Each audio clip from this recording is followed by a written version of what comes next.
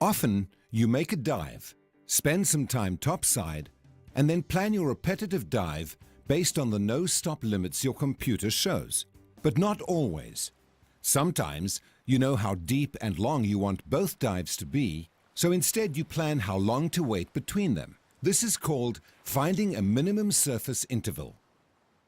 Imagine you and your buddy are diving on a wreck. Your first dive was to 18 meters, or 60 feet, for 40 minutes, and you plan to make a second to 15 meters, or 50 feet. You want to dive for 45 minutes, and based on experience, you know you have enough air to do that. Make a safety stop and surface with an adequate reserve. To stay well within limits, you agree your computer should show at least 50 minutes no-stop time before you start. So, how long do you have to wait after diving 18 meters or 60 feet for 40 minutes to have 50 minutes no-stop time at 15 meters or 50 feet? One way to find out is to simply scroll your no-stop limits periodically until your computer shows the time you want. This sounds imprecise, but as you gain experience, you get a feel for how much no-stop time you gain during surface intervals. A second way is to use your dive computer's plan mode. Not all computers have this feature, but with some, after a dive you can enter surface intervals and depths and it shows the no-stop times. See the manufacturer literature or your instructor about this feature. You can also use a dive planning app, the RDP table, or the ERDPML to find minimum surface intervals. These won't exactly match your dive computer, but it will give you a good approximation of how long you'll be at the surface. When planning, scroll your computer's no-stop times to confirm you have the time you want. The decompression models used in dive computers and tables are based on diving at sea level. You are under less pressure when you are higher up, so flying after diving and diving at altitude can increase decompression sickness risk. To address this, the dive medical community recommends waiting at least 12 hours before flying after a dive. If you make more than one dive or dive several days in a row, wait at least 18 hours. Flying after diving recommendations change periodically. Follow the current recommendations. You need to use altitude diving procedures for sites at 300 meters or 1,000 feet elevation or higher. You set some computers for altitude and some automatically adjust. See the literature for yours. With most dive tables, you use a special table that converts your actual depth to theoretical depth that adjusts for the pressure difference. Your instructor will help you with these options if you'll make your open water dives at altitude. You've learned that you want to stay warm to avoid hypothermia and to dive relaxed to avoid overexertion. Getting cold and strenuous activity may also increase decompression sickness risk. Although you want to avoid cold and strenuous dives, if you find yourself colder or working harder than expected, be even more conservative than usual. Using the RDP table or ERDPML, calculate cold or strenuous dives as 4 meters or 10 feet deeper than their actual depth. Safety stops may be especially prudent. If you accidentally exceed a no-stop limit, your computer will show emergency decompression stop depths and times. Don't ascend above the indicated stop depth. Your computer will show you when you can ascend to the surface or the next stop if you have more than one. Although it's important to complete emergency decompression stops, don't run out of air trying to do so. If you're low, complete as much of the stop as you can, but save enough air to surface and exit. After you're up, relax, breathe emergency oxygen if available, and monitor yourself for decompression sickness symptoms. Don't dive for at least 24 hours. Many dive computers will lock into an error mode for that long if you don't complete a required decompression stop. Lung overexpansion injuries and decompression sickness have the same first aid. So we don't worry about distinguishing between them when we help a diver. The dive community groups them both under the term decompression illness, or DCI. Follow the steps you learned in Section 3 for helping an unresponsive diver. Monitor the diver's breathing and give CPR as needed. Contact emergency medical care, including the local diver emergency service if there is one. Keep the diver lying down, breathing emergency oxygen. Lay an unresponsive, breathing diver left side down, head supported, like this. Give the diver aid until emergency care takes over. Nearly all DCI cases require putting the diver back under pressure and extended therapy in a recompression chamber. Don't delay first aid and getting the diver to treatment. The faster treatment begins, the lower the risk of permanent residual symptoms.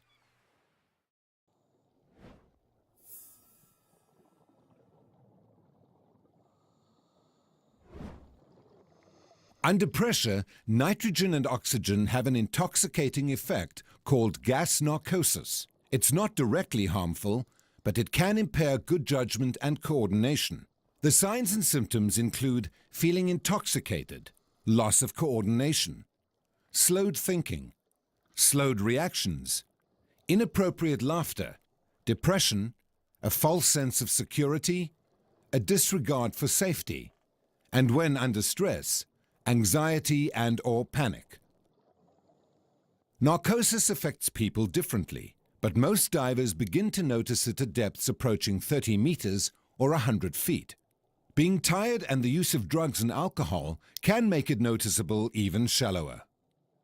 Diving in cool water, darkness or limited visibility seem to make it more noticeable, while diving experience seems to reduce its effects. Generally, narcosis isn't likely to be a significant issue on dives shallower than 30 meters or 100 feet. If you do experience it, though, ascend to a shallower depth. It usually passes quickly. During your open water dives, you'll practice navigating with an underwater compass. This basic skill helps you save air and know where you are in relation to your exit point throughout the dive. A standard compass looks like this. The north needle or indicator always points to magnetic north. The lubber line is always your travel direction. The bezel rotates so that you can set the index marks over the north needle, and the heading references allow you to record directions. Hold and swim with your compass like this. Level, with the lubber line aligned with your body center line. Look over the compass as you swim with it. For console-mounted compasses, hold it like this. To set it, point the lubber line in your desired travel direction and let the north needle settle. Then rotate the index marks over the needle. Now, keep the needle within the marks and the lubber line in line with your body as you swim. If you turn off course, the needle leaves the marks. Stop, turn back onto course, and then continue. While you navigate, your buddy maintains contact and watches the depth. To return on a reciprocal course, rotate the bezel 180 degrees and then turn until the needle's within the index marks. Now you're facing the way you came. Some compasses have 2 sets of index marks, so you don't have to reset the bezel. Just use the other set. A growing number of dive computers have electronic compasses. They operate similarly, but have different displays. See the manufacturer and your instructor about using yours if you have one. Throughout this course, you've learned about the limits you're responsible for staying within as a newly certified PADI open water diver. Let's summarize some of them. You were trained to a maximum depth of 18 meters or 60 feet, or the actual depth you've reached if shallower. With additional experience and training beyond the open water diver course, the maximum depth for recreational diving is 40 meters or 130 feet. You are also trained to dive in conditions as good as or better than those in which you train, within the no-stop limits of your dive computer or tables. You're qualified to participate in the PADI Advanced Open Water Diver course. Discover local diving program and many but not all PADI specialty diver courses. Ultimately, it is your responsibility to set your limits for each dive based upon your assessment of your skills, comfort level, and the dive conditions. One challenge new divers sometimes face is how to stay involved with diving. The dive community has found 3 things that will help you do this. First, involve yourself in social settings where you can meet other people to dive with. Second, go to different places to dive. And continue to learn by continuing your diver education. It's easy to meet friends to dive with. Start with your PADI resort or dive center. They usually have clubs and activities. So jump in and join the fun. Meet divers online with Scuba Earth and other social sites. Attend local dive shows and invite some of your non-diving friends to become divers. You also meet people through group dive travel. Your local dive operator likely organizes local and distant dive outings, as do dive clubs. With experience, you'll start planning individual trips too. Set training goals. What do you want to accomplish as a diver? Then, take dive courses that take you toward your goals and that interest you. This is another way to meet divers, and you can often package a course with dive travel. It's also been found that divers who invest in their scuba kit continuing diving and get more out of it. This isn't surprising. As you learned earlier, your own gear is the gear you prefer, adjusted for you, and suited to the diving you like. The purpose of the PADI system of diver education is to help you dive safely, but also to help you continue to enjoy diving. It provides a clear path with choices for growing in and enjoying diving in the ways and areas that you want. You may even already be thinking about one day becoming a PADI open water scuba instructor. By continuing your education with the PADI system, you learn new skills, make new diving friends, learn more about different kinds of equipment, and visit new places and dive sites. Talk to your instructor or dive operator about your interests, and visit PADI.com regularly for updates and additions to what the PADI system offers.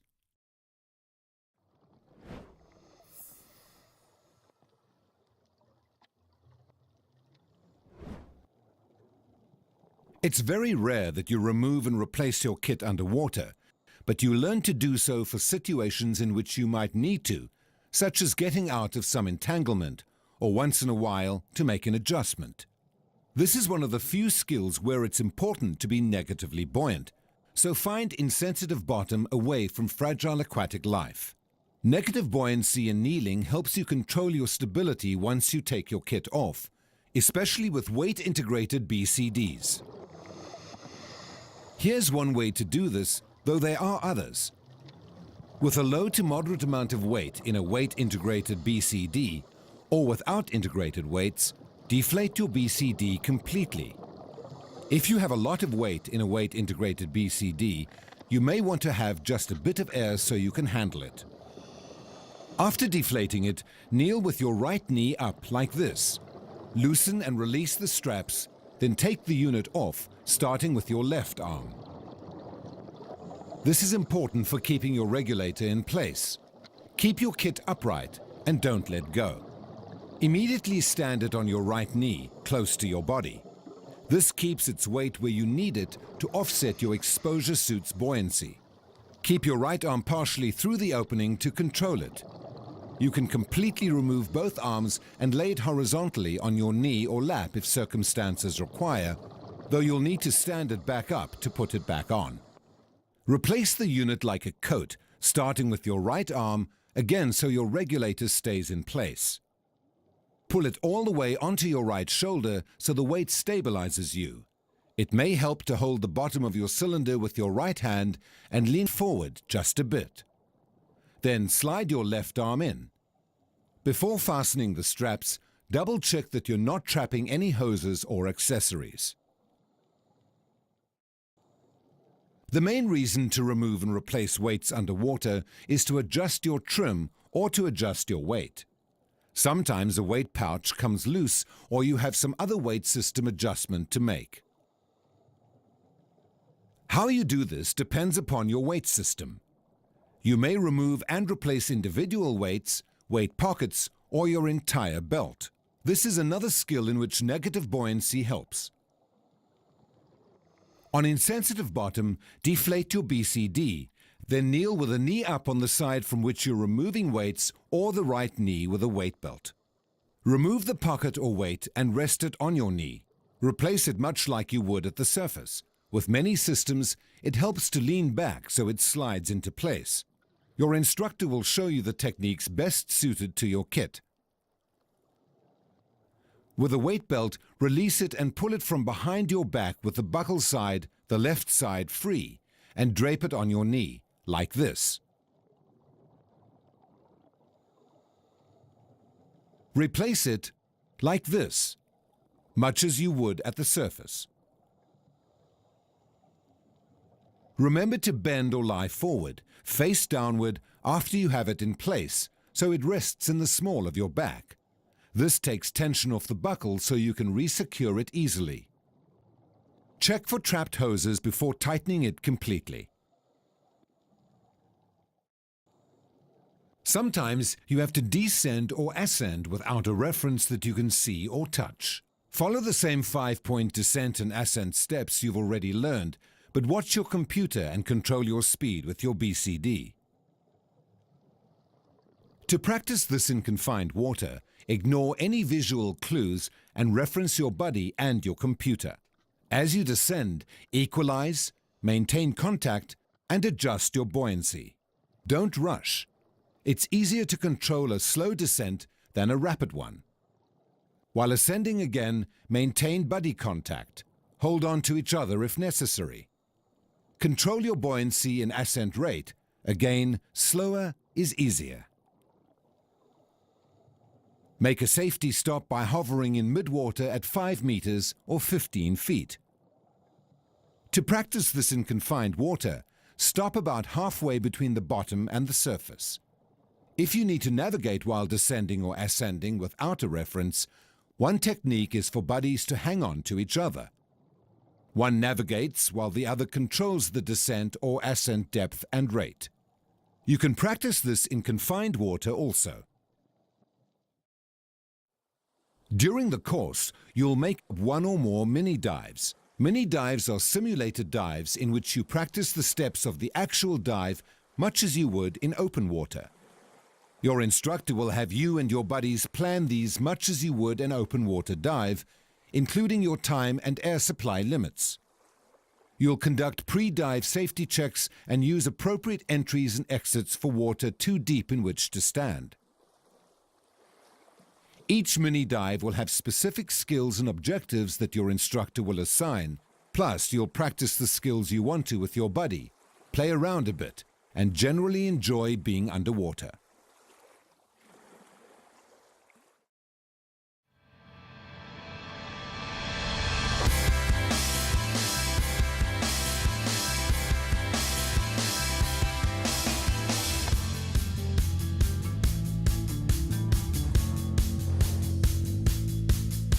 Learning to dive can be challenging, but it's also rewarding, exciting, and new. At this point, you've learned a lot about diving, and soon you'll be completing your open water dives.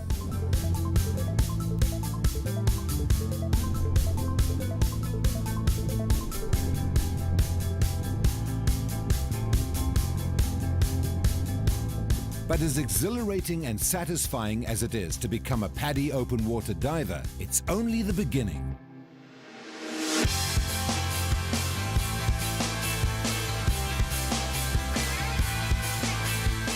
Dive conservatively, follow your training, and keep learning. And a lifetime of underwater adventure awaits you.